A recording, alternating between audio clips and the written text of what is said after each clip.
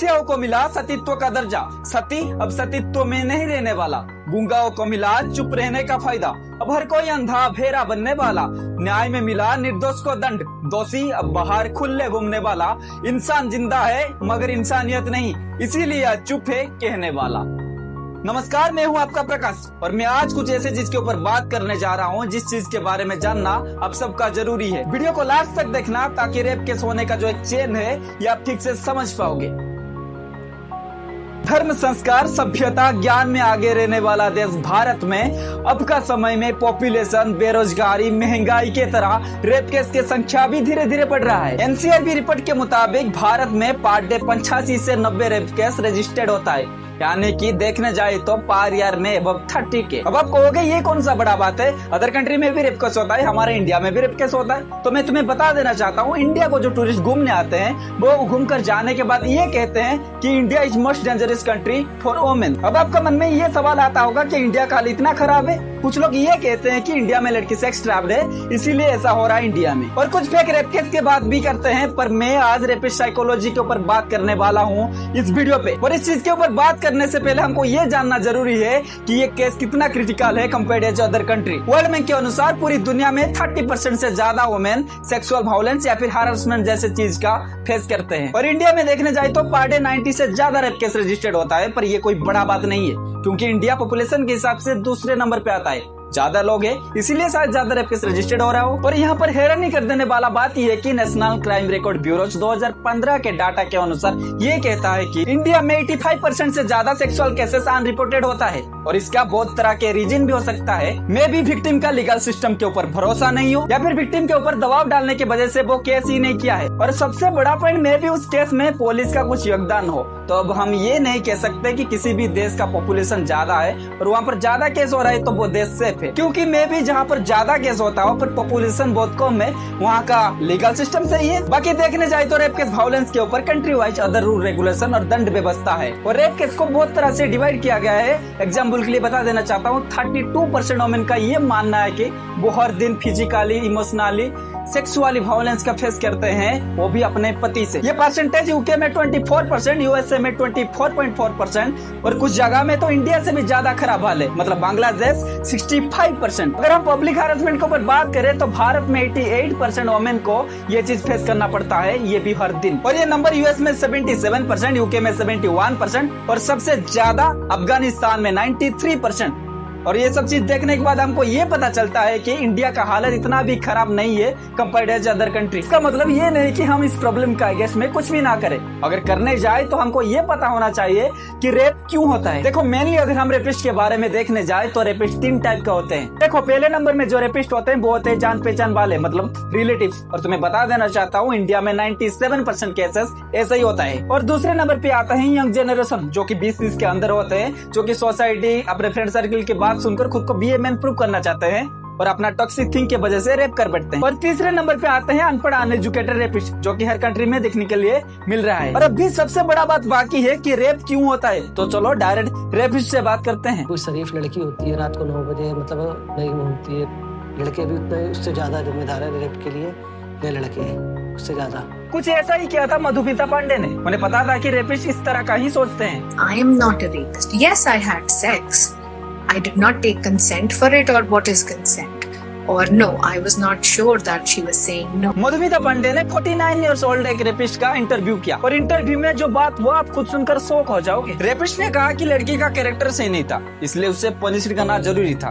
पर मैं तुम्हें बता देना चाहता हूँ कि वो लड़की बस 5 साल का छोटी बच्ची थी। रेपिस्ट को जब पूछा गया, आप एक छोटी बच्ची के साथ इतना घिनौने काम किया, क्या आपको खराब नहीं लगता? रेपिस्ट ने जवाब देते हुए ये कहा कि हाँ, मुझे खराब लगता है, क्योंकि मैं उस लड़की का जिंदगी खराब कर दिया। अब वो वर्जिन नहीं रहा, इसके वजह से उसे कोई भी शादी नहीं करेगा। बट हाँ, मैं जेल से जाने के बाद उसे शादी करने के लिए तैयार हूँ। इससे रेपिस्ट का साइकोलॉजिकल थिंक के बारे में पता चलता है। रेपिस्ट को ये दुख था कि वो लड़की को कोई भी शादी नहीं करेगा, पर इस बात का दुख नहीं था कि इतना घिनौने काम वो उस लड़की के साथ किया। प्रोफेसर मेरिकल इस चीज के ऊपर रिसर्च करके ये कहते हैं कि रेपिस्ट ये तो मानता है कि वो किसी के साथ जबरदस्ती किया, पर ये नहीं मानता कि वो किसी का रेप किया, किसी का जिंदगी खराब कर दी। ये तो गया रेपिस्ट का थिंक। और रिसर्च के अनुसार मेनली 2 थ्योरी है जो कि रेपिस्टों का बिहेवियर एक्सप्लेन करता है। पहला इवोल्यूशनल थ्योरी, दूसरा सोसाइटल थ्योरी। साइकियाट्रिस्ट जेम्स ब्रूसले ने 1968 में ये कहा था कि कोई भी पैदा नहीं होता है रेप कमिट करने के लिए, बट पोटेंशियल फॉर रेप हर आदमी में होता है। ऐसा वो इसलिए कहते हैं क्योंकि कोई साइकोलॉजिस्ट के अनुसार रेप केस मेनली इवोल्यूशनल रीजन की वजह से ही होता है। चार्ल्स डार्विन का इवोल्यूशनरी थ्योरी से ये पता चलता है कोई भी ऑर्गेनाइज्म कुछ फिजिकल ट्रेड के अनुसार अपना मेट चुनते हैं। मतलब किसी भी प्रजाति का मेल जानवर अपना प्रजाति का मेल के साथ फाइट करते हैं, वो भी किसी फीमेल जानवर के लिए, और लड़ाई में जो जीतता है वो फीमेल के साथ मेट करता है। और लड़ाई इसलिए होता है कि फीमेल को ये पता चले कि कौन स्ट्रॉन्ग है। और यही सेम चीज ह्यूमन बीइंग के साथ भी होता है। लड़की ऐसे लड़के चुनते हैं जो कि फिट हो, स्ट्रॉन्ग हो, या फिर पैसा वाले हो, जो कि भविष्य में उनको खुश रख सके। ठीक इसी के तरह लड़के भी लड़कियों के बॉडी साइज, कॉलर के ऊपर अट्रैक्ट होते हैं। और मैं आपको बता देना चाहता हूँ रेपिस्ट का क्षेत्र में भी यही सेम चीज होता है। अगर हम इंडिया का 2022 का डाटा देखें तो रेप केस में इन्वॉल्व 65% लोग यंग जनरेशन का ही थे, मतलब 18 से 30 का बीच में। बट कभी कभी इवोल्यूशनरी थ्योरी फेल हो जाता है। अगर हम अब का समय में इंडिया का रेप केस डाटा देखने जाए तो 10% रेप केस यंग लड़कियों का होता है, तो वही 90% से ज्यादा रेप केस 45 ईयर से ओल्ड वुमेन का होता है। इससे ये पता चलता है कि रेप सिर्फ इवोल्यूशनल रीजन की वजह से नहीं होता, बल्कि इसमें सोसाइटल रीजन भी हो सकता है। हमारे देश में ये कहते हैं कि रेपिस्ट तक दरिंदा है, राक्षस है, इतना बड़ा कांड क्या है, उसे बहुत कठोर दंड दो। पर वो कभी भी ये नहीं कहते कि वहाँ का सोसाइटी का भी इस चीज में गलती है। देखो मैं तुमको ठीक से सोसाइटिकल थ्योरी के बारे में समझा दे रहा हूँ। अगर एक स्टेट में किसी भी लड़की का रेप हुआ है तो इसका बड़ा रीजन ये भी हो सकता है कि रेपिस्ट अनपढ़ गवार हो, या फिर वहाँ का लोगों को ठीक से एजुकेशन नहीं मिला, या फिर वहाँ का सरकार रेप केस के ऊपर प्रॉपर एक्शन नहीं लेता है, या फिर पुलिस प्रशासन वहाँ पर स्ट्रांग नहीं है। जब इंडिया में रेप केस क्यों होता है, ये सब चीज का सवाल जब लोगों को, आम आदमियों को पूछा गया तो वो ये कहते हैं कि लड़की है, रात में क्यों घर से निकलेगा, ऐसा ड्रेस क्यों पहनेगा। बाकी हमारे देश का हाल कुछ ऐसा है कि 80% से ज्यादा वुमेन जो कि बाहर अपने हेल्थ चेकअप के लिए भी जाते हैं तो घर से परमिशन लेकर ही जाते हैं। 50% से ज्यादा वुमेन हर दिन हमारे देश में घर से बाहर ही नहीं निकलते। और 29% वुमेन का मानना ये है कि पति अपने बीवी को मारना सही है अगर बीवी अपने पति को बिना बताए घर से बाहर निकलता है। सिर्फ इतना ही नहीं, 14% वुमेन का मानना ये भी है अगर कभी भी पत्नी अपने पति को सेक्स करने के लिए ना दे तो पति अपने पत्नी को मारना चाहिए। देखो ये सब सुनकर ऐसा लगता है कि जैसे हमारे देश में सिर्फ मेल को ही आजादी मिला है। देखो अगर आप बाहर कंट्री में जाओगे तो वहाँ पर लड़की रात में घूमते होंगे, टैक्सी वगैरह भी चलाते हैं, बट हमारे देश में ऐसा नहीं होता। मे बी रेप का एक मेन पॉइंट ये भी हो सकता है। और अब का समय में इंडिया में धर्म को लेकर लड़कियों के ऊपर टारगेट किया जाता है, जो कि आप इस न्यूज में देख सकते हो। एक व्यक्ति ने 5000 लड़कों का ग्रुप गैंग बना रखा है, उन 5000 लड़कों को टारगेट दिया हुआ है कम से कम 10-10 हिंदू लड़कियों के साथ बलात्कार कर। 1000 करोड़ की फंडिंग, 600 जिलों में नेटवर्क, 5000 जिहादियों की फौज। आप सोचिए, ब्राह्मण की बेटी अगर कोई पटाखे लाएगा, उसके साथ रेप करेगा, उसको कन्वर्ट करेगा तो 15 लाख रुपए मिलेगा। और ये क्यों टारगेट हो रहा है? क्योंकि हमारे देश में कानून का खौफ नहीं, न्यायिक व्यवस्था सड़ी हुई है। क्योंकि जब तक हिंदू बहुसंख्यक है तभी तक भारत में संविधान है, नहीं तो 1 मिनट लगेगा इस संविधान को बदलने। मैं गारंटी के साथ कहता हूँ 1 साल में बंद हो जाएगा। लव जिहाद 90% खत्म हो जाएगा 1 साल के अंदर।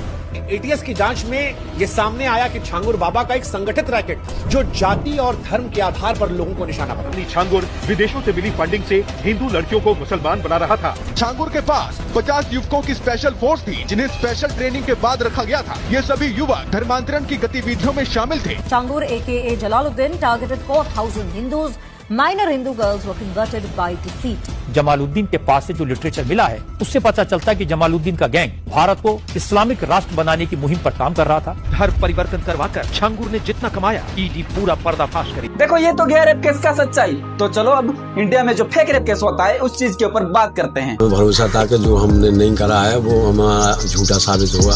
आज नहीं कभी होगा, 20 साल में होगा या 21 साल में होगा। हम तो ये ऊपर वाले से यही दुआ कर रहे थे, वो हुआ भी। देखो ये है विष्णु तिवारी यूपी से, जिनको 23 एज में एक रेप केस के वजह से उनको जेल हुआ था। और जेल होने का 20 साल बाद कोर्ट ये कहता है कि इनके अगेंस्ट में कुछ भी एविडेंस नहीं मिल रहा है तो विष्णु तिवारी को छोड़ दिया जाए। विष्णु तिवारी को छोड़ दिया गया और विष्णु तिवारी बाहर आकर ये कहते हैं कि मुझको रेप केस में फंसाया गया था। मामला तो कुछ जमीन को लेकर हुआ था पर मुझको रेप केस में फंसाकर जेल भिजवाया गया था। देखो ये सिर्फ इनके साथ नहीं बल्कि हमारे देश में बहुतों के साथ ऐसा हुआ है और हो भी रहा है। हमारे देश में 100 रेप केस में से 75 रेप केस का कोई कन्विक्शन भी नहीं होता। मे भी इसका तो रीजन ये भी हो सकता है कि केस के वजह से लड़कियों के ऊपर दबाव डाला जा रहा हो या फिर केस ही झूठा हो। 2013 का डाटा के अनुसार जर्नलिस्ट रुक्मिणी ये कहते हैं कि 25% केस घर वालों के दबाव पे आकर लड़की करते हैं। ये केस में कुछ ऐसा होता है कि लड़की पहले किसी के साथ भाग जाते हैं और घर वाले उनको ले आकर उस लड़के के ऊपर ऐसे केस करते हैं। ठीक इसी प्रकार retired justice supreme court BM Srikrishna ये कहते हैं कि हमारे देश में रेप केस का लोग मिसयूज करते हैं, जिसके वजह से कभी कभी निर्दोषों को भी दंड भोगना पड़ता है। रेप केस को लोग मजाक समझ बैठते हैं और उसके ऊपर डिबेट करने लग जाते हैं, और कभी कभी असल में जिनके साथ रेप हुआ है उनको न्याय नहीं मिल पाता। देखो, मैं भी एक इंडियन हूँ, पर मैं तुम्हें बता देना चाहता हूँ, जो मूर्खता का एक चरम शीर्ष होता है वहीं पर शायद आज हम कुछ इंडियन खड़े हैं। हम उस तरह की फिल्म को प्रसाद देते हैं जो कि रेप केस होने का एक वजह भी हो सकता है। हमारा मूर्खता इतना चरम शीर्ष में है कि रूसियन लड़की 6000 में मिलता है। ये कंटेंट हमारे देश में ट्रेंडिंग में चलता है। सिर्फ इतना ही नहीं, उन फिल्मों से आपको ये भी सीखने के लिए मिलता है कि आपको मॉडर्न बनने के लिए चड्डी पहनकर घूमना पड़ेगा, दारू पार्टी करना पड़ेगा, इतना खराब गंदे गंदे काम करना पड़ेगा। बाकी रील वगैरह में काजल पांडे जैसे महान क्रिएटर की बात क्या ही करूँ, हमारे देश में तो सिर्फ कॉमेडियन के ऊपर बैन लगवाए जाते हैं। हमारे देश इतना महान है कि रेपिस्ट को राले में लिया जाता है, कुछ मूर्ख स्टार को ले आकर राजनीति पे खड़ा किया जाता है। फिलहाल ऐसे कहने जाए तो बहुत कुछ है, पर तुम समझदार होगे तो खुद समझ जाओगे। बाकी ये वीडियो बनाने का मेरा मेन रीजन ये था कि तुमको समझ में आए कि रेप क्यों होता है और रेप केस में कैसे हम सभी इनडायरेक्टली जिम्मेदार रहते हैं। और अब का समय में सिर्फ दंड ही समाधान नहीं है, बल्कि इस समय हमको लोगों को समझाना पड़ेगा, बच्चों को समझाना पड़ेगा, सभी को समझाना पड़ेगा और खुद को भी समझना पड़ेगा क्या सही है और क्या गलत है। एंड थैंक्स फॉर कुछ ऑर्गेनाइजेशन जो कि ऐसा काम कर रहे हैं। बाकी हमारा भविष्य, हमारा देश हमारे हाथ में। देखो, ये वीडियो अगर आप लास्ट तक देख रहे हो तो पहले मैं जो एक शायरी कहा था उसका मीनिंग क्या होता है कमेंट बॉक्स में बताने का। और ये कंटेंट आपको अगर अच्छा लगा, वीडियो अच्छा लगा, मतलब दिल को छुआ, फिर कुछ सीखने के लिए मिला, तो अपने फ्रेंड सर्किल से ये वीडियो को प्लीज शेयर करने का, मेरे को सपोर्ट करने का और वीडियो में लाइक शेयर सब्सक्राइब वगैरह करने का। एंड क्या ही करूँ, अपना भाई समझ के भाई सपोर्ट वगैरह दिखाने का। इसी के साथ रहता हूँ, मिलते हैं फिर एक नेक्स्ट वीडियो में।